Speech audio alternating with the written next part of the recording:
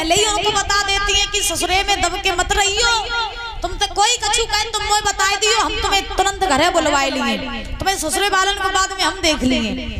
और हमने यहाँ तक देखा कि आजकल की माताएं अपनी बेटियों की शादी कर देती हैं, शादी करने के बाद 1-1 घंटा फोन पे लगी रात। अब इनसे पूछा जाए कि तुम 1-1 घंटा फोन पे बात करती हो तो क्या बात करती हो? यही बात कि तेरी सास ने क्या कहा, तेरे घर में क्या बना, क्या हुआ क्या नहीं हुआ है?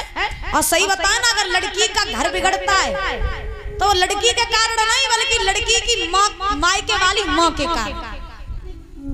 तुम्हें सही बता रहे सत्य बात, मायके वाली माँ के कारण।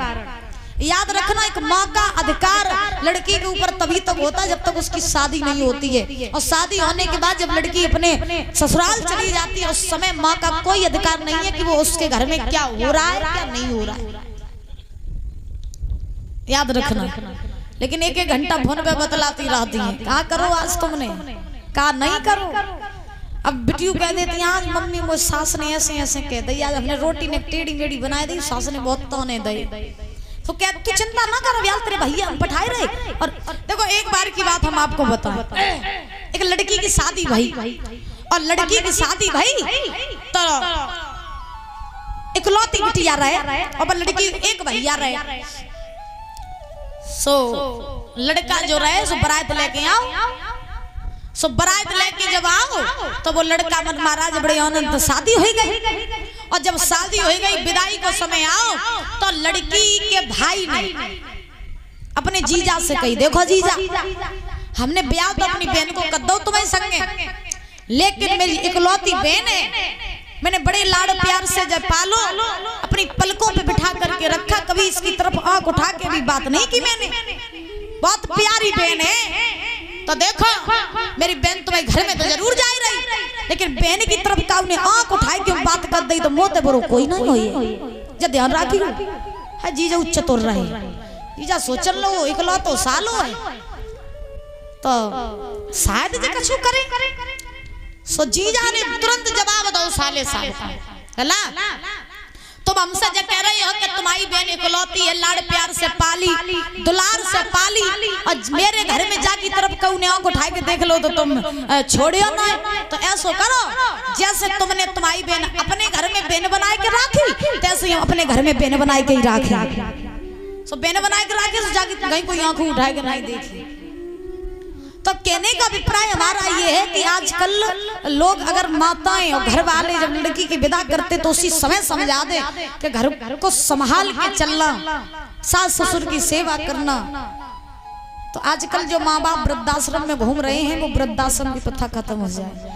लेकिन एक बात और बता, ना बहुएं कम ना सासें कम, सासें कम नहीं है, 100% 50% सासें ऐसी होती हैं कि पराई घर में बिटिया आई तो बाने अगर रोटी ने को टेढ़ी मेढ़ी कर दी तो क्या तेरी अम्मा ने जो सिखाओ, तो तेरी अम्मा ने सब नहीं सिखाओ, तो उसको ताने मतलब बात बात पर ताने देना, ऐसा सास का भी स्वभाव नहीं होना चाहिए। देखिए आपने अपनी बेटी विदा की तब आपके घर में दूसरी लड़की आई, तो जिस प्रकार से आपने अपनी बच्ची को खाना बनाना सिखाया, उसको आपने हर तरीके से ढाला, उसको लाड़ प्यार किया, दुलार किया।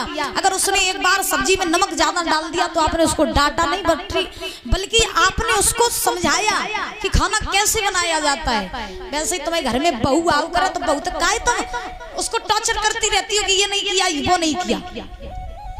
जब तक आप बहू को बेटी नहीं बनाओगी तब तक बहू भी तुमको माँ नहीं बनाएगी, और जानो तुम बहू को बहू समझियो तो बहू तुम्हें डुकरिया समझिए।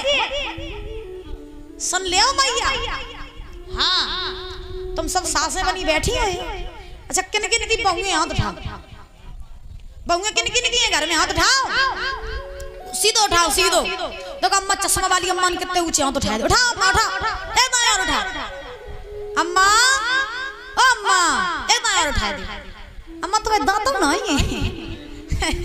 अच्छा एक बार देखो 1 2 3 बस 3 नहीं 4 पीछे अंधेरे वाली मैया तुम्हें बहू है 5 6 7 8 चलो जो। अच्छा जब बताओ बहू को बहू मानती का बिटिया, चश्मा वाली अम्मा का मानती बहू के बिटिया, बहू है का बिटिया,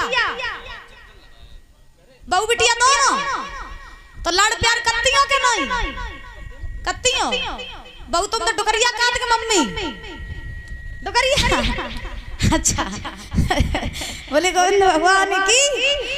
तो महाराज ध्यान रखना, देवकी की विदा की है, कंस आ गया। देवकी कंस के गले से लग के रोने लगी। कंस ने देवकी से कहा बहना कि जाओ बहना खुश रहना, बस ये आशीष हमारा, बस यही तलक था साथी हमारा तुम्हारा, हमारा तुम्हारा, बस यही तलक था साथी हमारा तुम्हारा, हमारा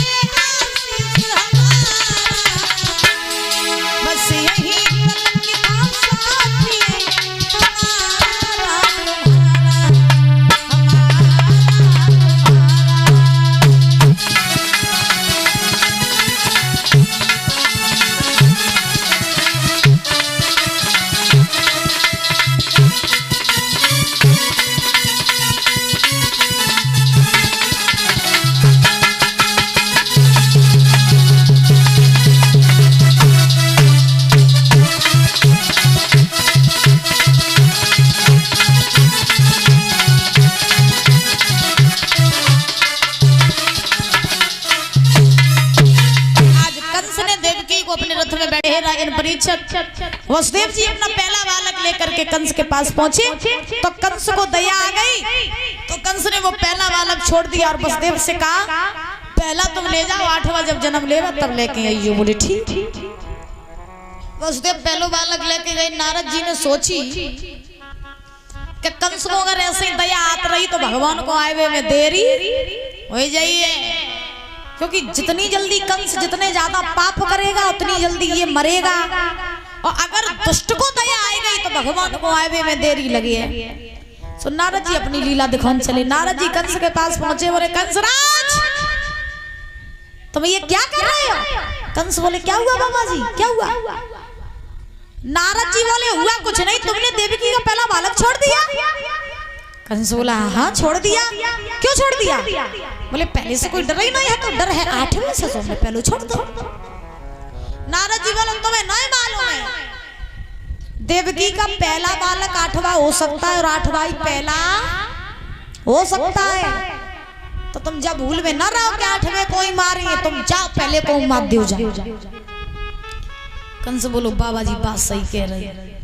तो कंस भाग खड़ा हुआ, जा करके जेल में पहुंचा जहाँ मैया देवकी अपने पुत्र को लाड़ लड़ा रही थी। जा करके कंस ने उस बालक को महाराज आज देवकी के हाथों से छीन लिया, छीन करके शिला पर पटक दिया, और जैसे ही शिला पर पटका तैसे उस बालक के मांस के लोथड़े पूरे जेल में फैल गए।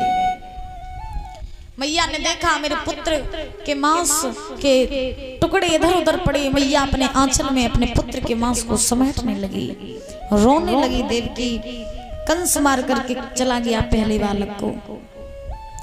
अब आप सोचो जिस मैया के सामने है तो उसके बालक की इतनी निर्मम हत्या कर दी जाए, उस मैया पर क्या बीतेगी। कंस तो वहां से चला गया। अब धीरे धीरे महाराज कंस ने देवकी के एक नहीं बल्कि 6 बालकों को मार दिया। और देखिए कंस ने देवकी के जो बालक मारे थे, ऐसा कहा जाता है कि वो बालक देवकी के नहीं बल्कि ये बालक 6 कंस के ही थे। कंस ने अपने हाथों से उन बालकों को मारा, क्योंकि ये बात पूर्व जन्म की है कि कंस जो था ये पूर्व जन्म में काल नेमी राक्षस था। कंस जो था ये पूर्व जन्म में काल नेमी राक्षस था, और इस काल नेमी राक्षस के 6 पुत्र थे। लेकिन किसी जब 6 पुत्र थे महाराज, तो इस काल नेमी राक्षस को वरदान लगा था, किसी कारण से उसके 6 पुत्र मारे गए। और जब 6 पुत्र काल नेमी राक्षस के मारे गए तो उन 6 पुत्रों को भी यही वरदान लगा था कि तुम द्वापर युग में तुम्हारा जब जन्म होगा जाके तो तुम काल नेमी से कहा था कि तुम द्वापर में कंस बनोगे जा करके, और ये तुम्हारे पुत्रों का जब द्वापर युग में जन्म होगा तो ये कंस के हाथों से ही मारे जाएंगे। इसलिए कंस ने अपने ही बालकों को मारा। काल नेमी राक्षस के पुत्र थे ये 6 पूर्व जन्म में, तो कंस काल नेमी राक्षस था। तो क्या हुआ, कंस ने 6 बालक मार दिए। 7वें गर्भ की बारी आई। 7वें की बारी आई तो भगवान ने योग माया को भेजा और कहा जाओ 7वें गर्भ को खींच करके रोहिणी के गर्भ में पहुंचा दो, जो वसुदेव की पहली पत्नी है, जो गोकुल में रहती है बाबा नंद के यहाँ। तो योग माया चली, उन्होंने 7वां गर्भ देवकी का खींचा, रोहिणी के गर्भ में पहुंचा दिया, जो शेषावतारी बलराम जी हुए थे। अब 7वां गर्भ तो पहुंच गया रोहिणी के गर्भ में। कंस को पता चला कि देवकी का 7वां गर्भ खंडित हो गया। अब महाराज कंस सोचने लगा, अच्छा हुआ मर गया, जन्म ले लेता तो मेरे हाथों से मारा जाता। अब देवकी की आई 8वें गर्भ की बारी, और जब 8वें गर्भ की बारी आई सोई कंस की सांसें ऊपर नीचे ऊपर नीचे अटकने लगी कंस की सांसें। अब कंस सोचने लगो अब मौत को टाइम आ रहा धीरे धीरे। अगर आपसे कह दी जाए परीक्षा जी कि तुम 1 घंटा बाद मत जाइए तो 1 घंटा बाद में हो, पहले टेंशन में ही मत जाइए। तो क्या हुआ, कंस क्या चिंताएं पढ़ने लगी। अब कंस ने सोचा बालक 8वें गर्भ की बारी, अब पता नहीं काल कितना बलवान जन्म ले, मारे जाएंगे। कंस ने देवकी को खाने के लिए बासी रोटी देने लगा, 4 दिन की बासी रोटी। अगर ताजो खाना दिए तो काल बलवान पैदा हुए। हाथ पैर में बेड़ियां डलवा दी, फाटकों पर ताले पड़वा दिए, एक फाटक पर 4 पहरेदार खड़े करवा दिए। रात रात कर जाग करके कंस खुद पहरेदारी करने लगा। प्रमाण ये मिला है कि जब से सुनी है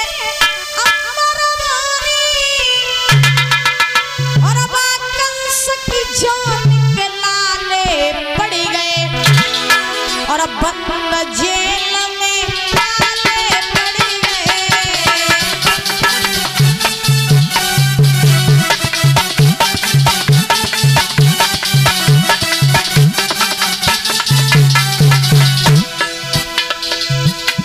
एक जब से सुनी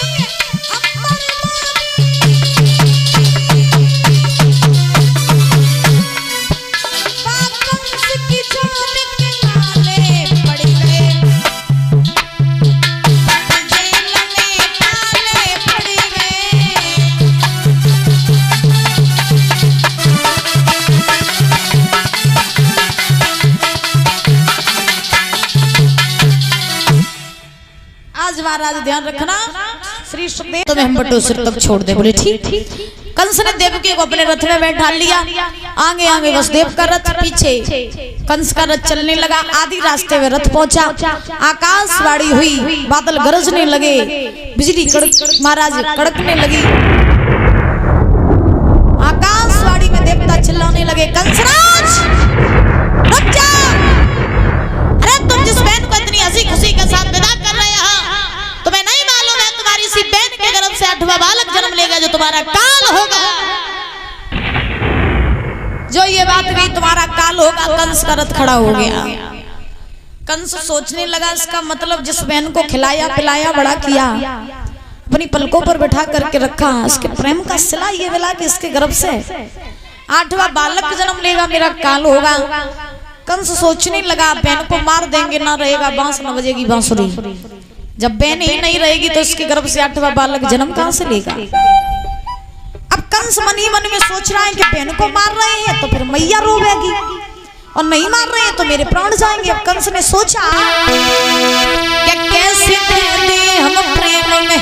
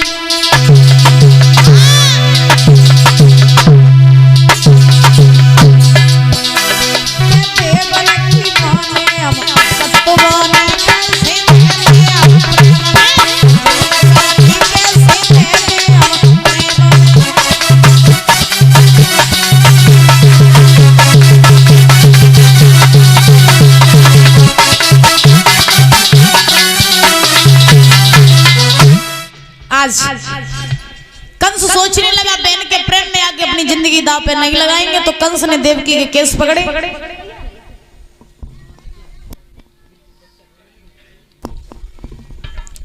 तो कंस ने देवकी के केस पकड़े, केस पकड़ करके घसीट करके जमीन पर पटक दिया। और जैसे ही महाराज जमीन पर पटका,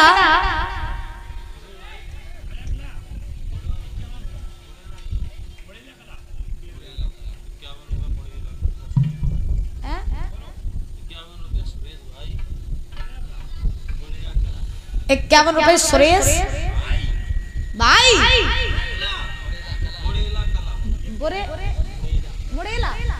मुड़ेला कला एक तरफ से ₹51 आए। बहुत बहुत धन्यवाद। कहाँ रहा तो? अच्छा ठेकेदार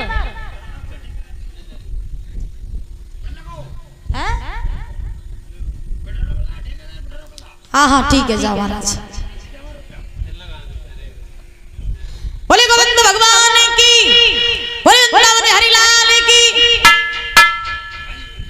हे पृथ्वी, चिंता मत करो, हम बहुत जल्दी पृथ्वी पर अवतार लेकर के आएंगे, कृष्ण बन के आएंगे।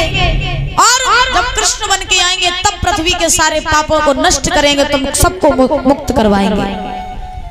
लेकिन थोड़ा इंतजार करना पड़ेगा। इतना कह के आकाशवाणी चली गई। संत महात्माओं ने सुना भगवान अवतार लेकर के आएंगे, इससे ज्यादा खुशी की बात कुछ नहीं है। तो बड़ी आनंद से संत महात्मा रहने लगे। कंस के उत्पात बढ़ते जा रहे। कंस का विवाह हुआ। मगध देश के राजा थे जिनका नाम था जरासंध। जरासंध की 2 बेटियां थी जिनका नाम था अस्ति और प्राप्ति। जरासंध ने जब अपनी बेटियों की विवाह की सुनी कि बेटी बड़ी हो गई है तो अब इनकी शादी करनी है, तो महाराज शादी में एक शर्त रखी गई थी। क्या? कि जो वीर योद्धा बलधारी, जरासंध के पास में कुबलिया पीड़ हाथी था, उस हाथी में 10,000 हाथियों का बल था एक हाथी में। तो शर्त ये रखी थी कि जो कोई भी वीर योद्धा बलधारी इस कुबलिया पीड़ हाथी को हराएगा, उसी के साथ अस्ति प्राप्ति का विवाह किया जाएगा। तो सारे राजा महाराजा आए, कंस भी पहुंचा। तो किसी राजा ने हाथी को नहीं हरा पाया, कंस ने उस हाथी को हरा दिया। जब कंस ने उस हाथी को हराया तो अस्ति प्राप्ति ने कंस के गले में जयमाला डाल दी। जयमाला डाली, कंस ने विवाह किया अस्ति प्राप्ति के साथ। वही कुबलिया पीड़ हाथी दहेज में जरासंध ने कंस को दिया।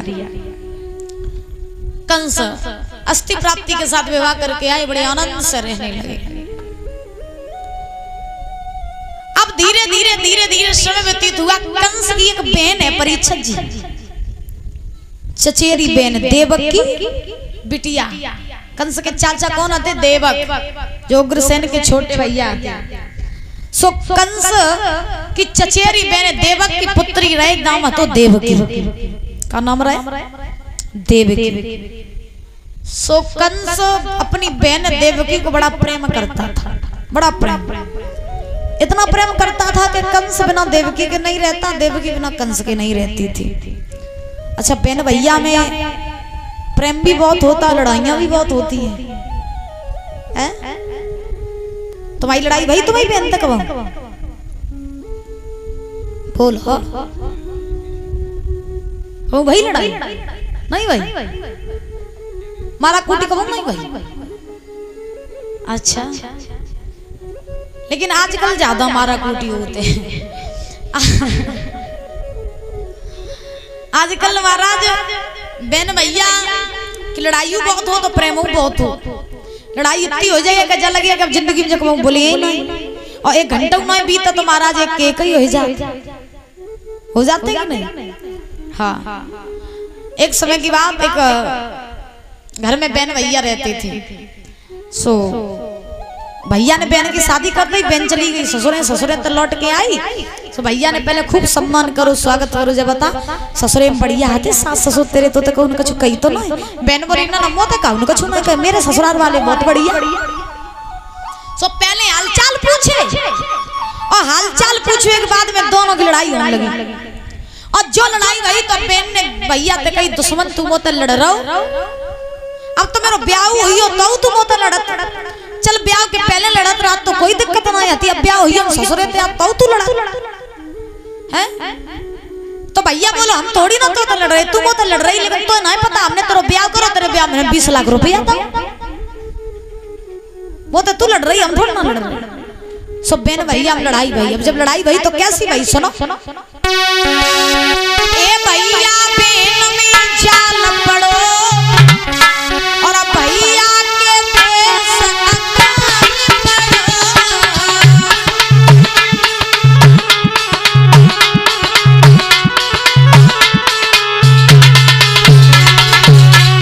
भैया बहन की लड़ाई हो रही।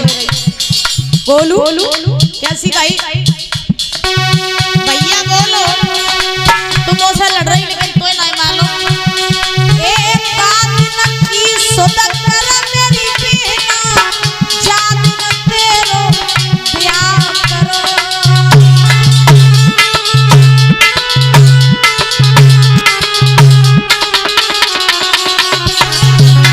भैया बोलो बात की याद कर, जब मैंने तेरे ब्याह में 20 लाख रुपया खर्च करो, कहाँ तक ले आए रुपया, खून पसीने की कमाई है करके तब मैंने तो दहेज में 20 लाख रुपया। तो तुम उसे लड़ रही, बहन बोली दुश्मन तूने अगर 20 लाख रुपया दे तो तूने ऐसा नहीं करो, का बोली ए ब्याह करो एहसान करो, बोली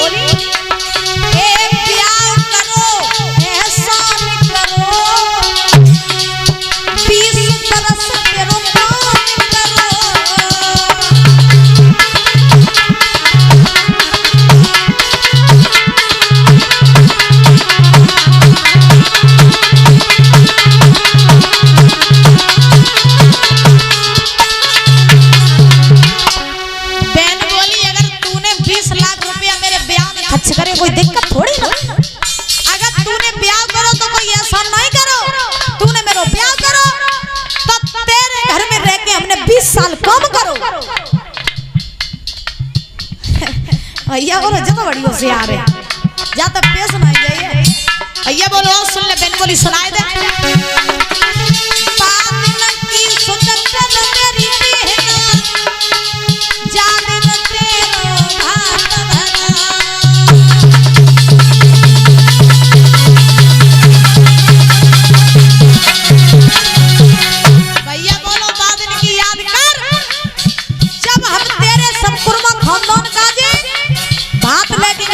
तब तो पहनाओ तुझा जब तुम मड़ाई पर ठाड़ी ठाड़ी रोए रही थी, तो बात पहनाओ हमने तो जित तेरे ऊपर मेरे एहसान चढ़ो के नहीं चढ़ो।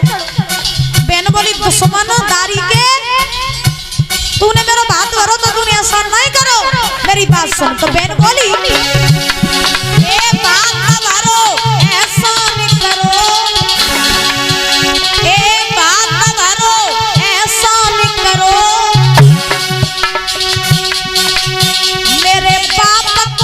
सब तो इसे गयो।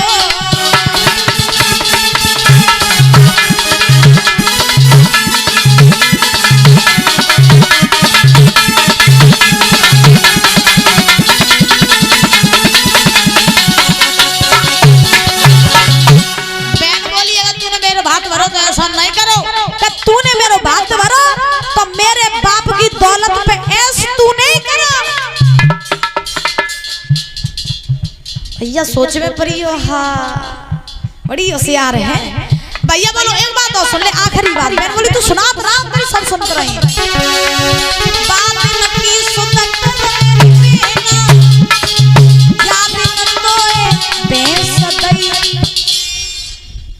भैया बोलो बात की याद कर, जब 50,000 रुपया की भैंस खूटा पे तो छोड़ के तेरे घर पठवाई थी। पहले के जमाने में बुजुर्ग जो होते थे वो बेटियों को दहेज में भैंस दिया करते थे, देते थे कि नहीं। और जब बिटिया के घर में दहेज में भैंस जाती करे तो उस समय उस लड़की का सबसे शानदार विवाह होता था। हाँ, जो रईस लोग होते थे बे बिटियन को भैंस दिया करते थे। और हमारे इटावा जिला में आज बिटियन को भैंस दी जा, गाड़ी दिए वो अलग चीज, लेकिन भैंस जरूर देते हैं आज भी दहेज में। हाँ, हमें भाई गोलू को दहेज में भैंस ही मिली। आज भी भैंस दी जाती है। पहले के बुजुर्ग जब बेटियों को भैंस दिया करते थे तब गांव वाले ये कहा करते थे कि लड़के को भैंस मिली है, बहुत तगड़ी शादी हुई है लड़के की। राजा महाराजा भैंस दिया करते थे जो पैसे वाले होते थे। और आजकल भैंसे कहाँ देती, आजकल तो बेटियां कह देती हैं पापा बहुत चूनत चाहिए। हाँ पापा हम तो बहुत चूनत नहीं चाहिए। तो ध्यान रखना भैया ने कहा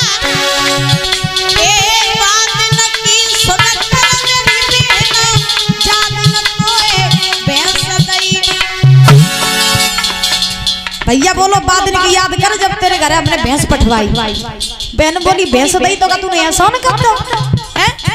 बहन बोली भैंस दई तो एहसान नहीं करे। मेरी बात सुन, ए भैंस दई एहसान करो भैया, भैंस दई एहसान करो तेरे लल्ला को सतिया।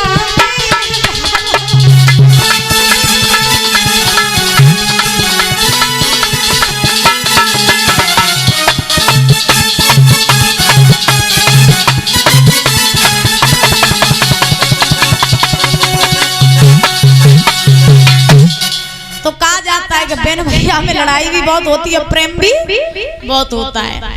कंस की बहन प्रभु को ले जाओ, इन्हें तुम गोकुल में छोड़ आओ, क्योंकि कंस को पता अगर चल गया तो कंस हमारे प्रभु को भी मार देगा। तो वसुदेव जी ने आज जैसे ही चले हैं तो देवकी बोली है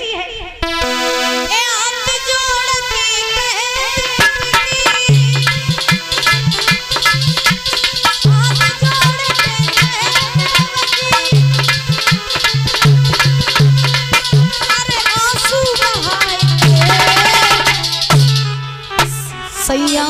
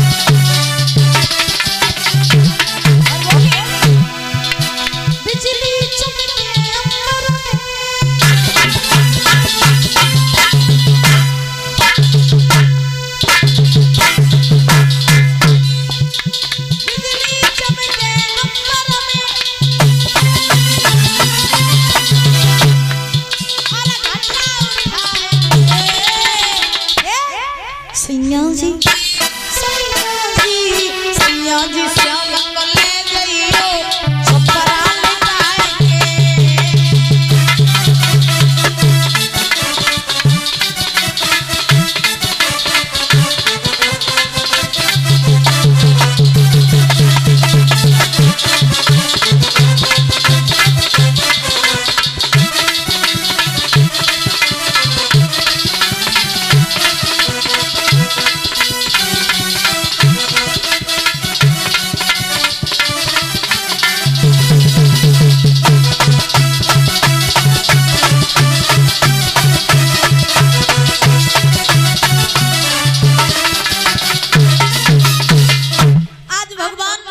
को लेकर के वसुदेव जी चले सुंदर सी छबलिया।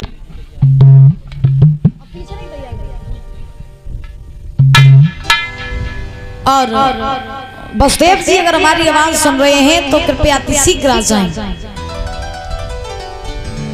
तो क्या हुआ कि 8वें गर्भ की बारी आई, तो 8वें गर्भ की जैसी बारी आई परीक्षित जी, कंस के यहाँ जोरों से तैयारियां चलने लगी। जब धीरे धीरे देवकी के 8वें गर्भ के 9 मास पूरे हुए, तो जब 8वें गर्भ के 9 मास पूरे हुए तो आज महाराज क्या हुआ कि भगवान के आने का समय हो रहा है। भगवान नारायण जब कृष्ण का अवतार धारण करके आए तो उस समय कौन सा था? राम का अवतार हुआ था सूर्यवंश में, यानी दिन के समय कृष्ण का अवतार चंद्रवंश में, चंद्रमा के पहरे में। तो क्या हुआ कि आज भगवान जब इस भूतल पर आए तो समय था परीक्षित जी भादों का महीना, कृष्ण पक्ष की अष्टमी, रोहिणी नक्षत्र, दिन था बुधवार, अर्धरात्रि का समय था। भगवान चले 4 भुजा धारण करके, विशाल रूप धारण करके महाराज जेल में आए। जैसे ही जेल में पहुंचे तेज प्रकाश हुआ। देवकी वसुदेव सो रहे थे, फिर प्रकाश देखा, आंखें खुली, देखा सामने भगवान खड़े। सो देवकी वसुदेव आज महाराज चरणों में गिर पड़े। नाथ हमारे तो भाग खुल गए जो आपने मुझे दर्शन दिए, हमारे तो भाग खुल गए जो आपने मुझे दर्शन दिए हैं। तो उसी समय देवकी ने कहा नाथ बताइए मेरे लिए क्या सेवा है? तो भगवान ने कहा ए शांति बनाए रखो, ए बच्चों बैठ जाओ, उदम न करो। तो आज वसुदेव जी और देवकी से कहा कि देखो मैं बाल रूप धारण करूं तो तुम मुझे यहाँ नहीं रखना, तुम मुझे गोकुल में बाबा नंद के यहाँ पहुंचा देना। देवकी बोली ठीक। भगवान ने बाल रूप धारण किया, देवकी की गोद में आके भगवान क्लोर करने लगे। सारे देवी देवता खुशी मनाने लगे। क्या भादों की रात काली झुकी रे,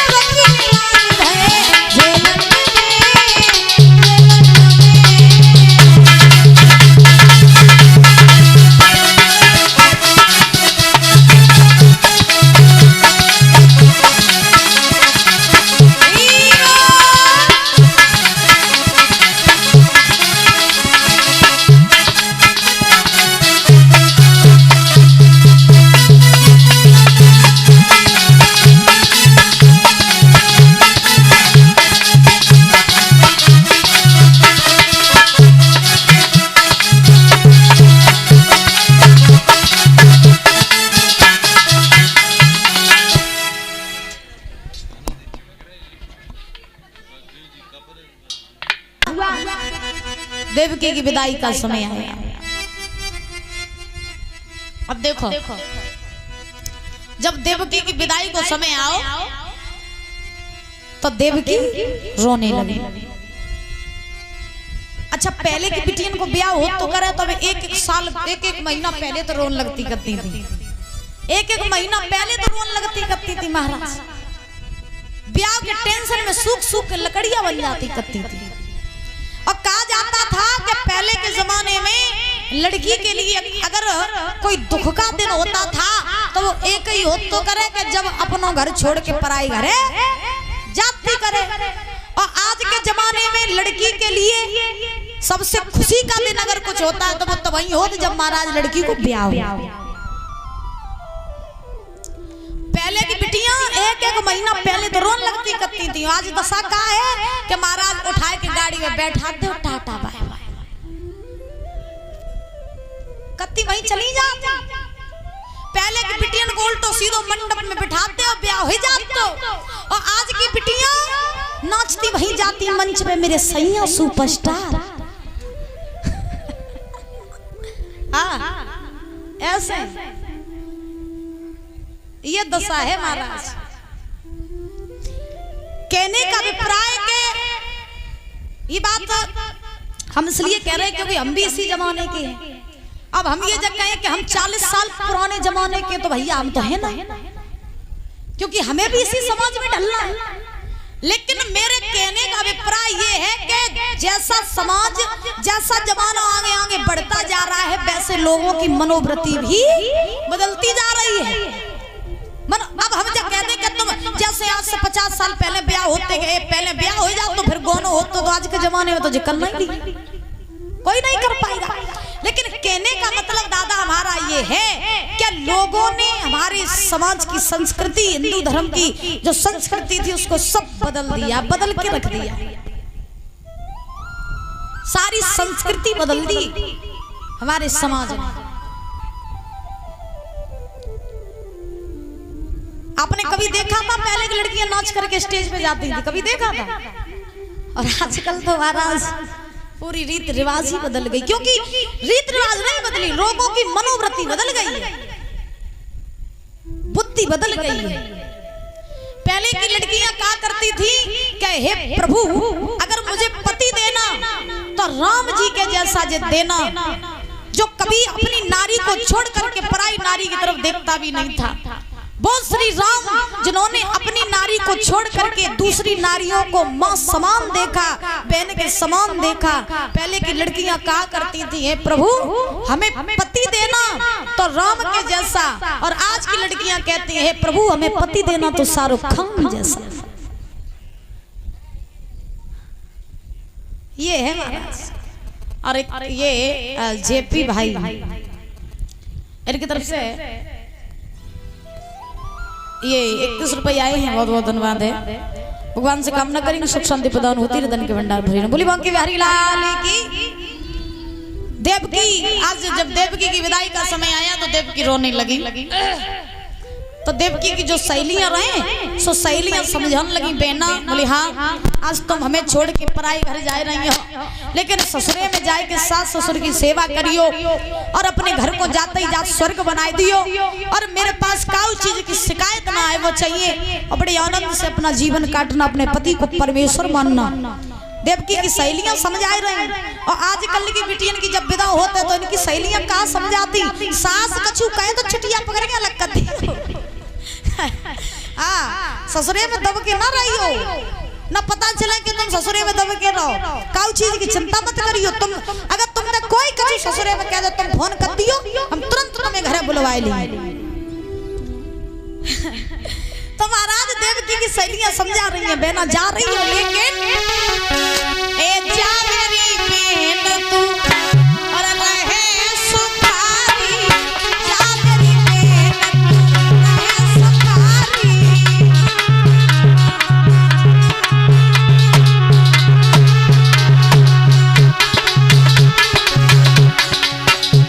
ए जा मेरी बहन तू रहे सुखारी, सुखी रहे परिवारी, मामा सुखी रहे परिवारी।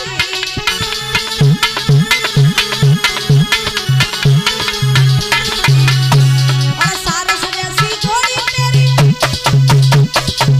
बनी रहे के मेरी दुलारी, जा मेरी बहन तू रहे सुखारी।